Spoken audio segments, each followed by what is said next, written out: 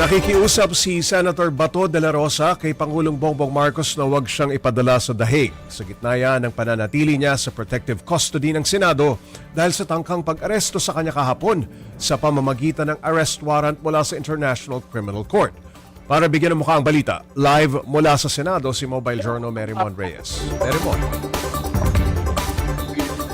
So, nagpapatuloy ngayon dito sa Senado yung sesyon kung saan kasalukuyang pinag-uusapan kung tunay nga bang coordinated ng NBI yung pag-aaresto kay Senator Bato de la Rosa kahapon kay former Senate President Tito Soto. Kasalukuyan nagpapaliwanag itong si Senator Tito Soto, siya ang former Senate President kahapon bago magkaroon ng pagpapalit ng liderato, at sinasabi niya umaga raw kahapon may representative mula sa NBI ang nagsabi raw sa kanya na mayroong arrest warrant laban sa senador. Pero ang sinabi niya, i-coordinate daw ito sa Office of the Sergeant at Arms ng Senado na alam ang rules kung sakali. Pero ang nililinaw din dito ni Soto, hindi sino daw ang mag-aakala na magpapakita itong senador. So wala siyang sinasabing may kaalaman daw siya na magpapakita ang senador. Kung alam niya raw, iba rin yung magiging way din kung paano niya i-handle yung kaso. Pero kahapon kasi, ang naging pinaka-coordination sa kanya, mayroon daw arrest warrant ang NBI laban sa senador, pero hindi niya alam, walang may alam na magpapakita si Senator Bato. Pero habang nagpapatuloy pa yung diskusyon tungkol dyan, mananatili muna dito sa Senado itong si Senator Bato de la Rosa sa ilalim ng Senate Protective Custody, at itong senador meron lamang isang request sa palasyo. Narito ang storya. Sana huwag niya akong ipadala sa dahig. Yun lang naman.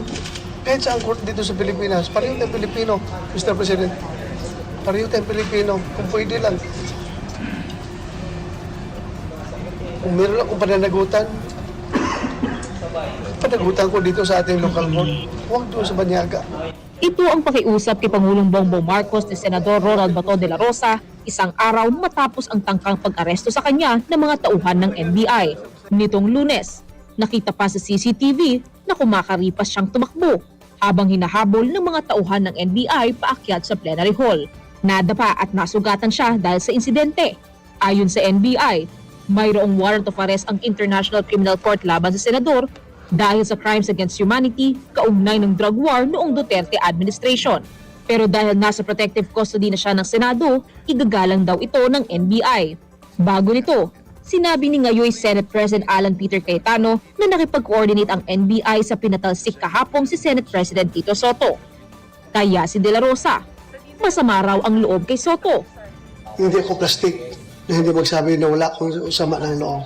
Because yung ginawa niya pagtataksil, hindi lang yung pagtataksil sa kanyang kulig, kundi pagtataksil niya sa institusyon ng Senado. Sa magdamag ay nanatili si De La Rosa sa opisina ni Senador Jinggoy Estrada. At kung ang supporters niya ay nagtipon sa labas, ang kaalyado namang si Senador Robin Padilla ang sumama sa kanyang matulog sa Senado. Baka nalulungkot siya. Ang tagal na kausap niya, mga ibon sa bundok. Okay naman si Senator Bato. Nagkwentuhan naman kami kasi matagal siyang walang kakwentuhan eh. Ayon naman sa legal counsel ni De La Rosa, may balita silang may composite team na ang Philippine National Police na aaresto kay De La Rosa. Giit ni Attorney Israelito Torion, dapat pairali ng PNP ang rule of law. Isa lang ang warrant of arrest na effective kaagad dito sa Pilipinas. Yung pong warrant of arrest na in-issue po ng ating mga local judges. Pag foreign arrest warrant yun, sabihin natin na hindi po pwede yan na automatically effective dito. Dapat dumaan yun sa ating proseso.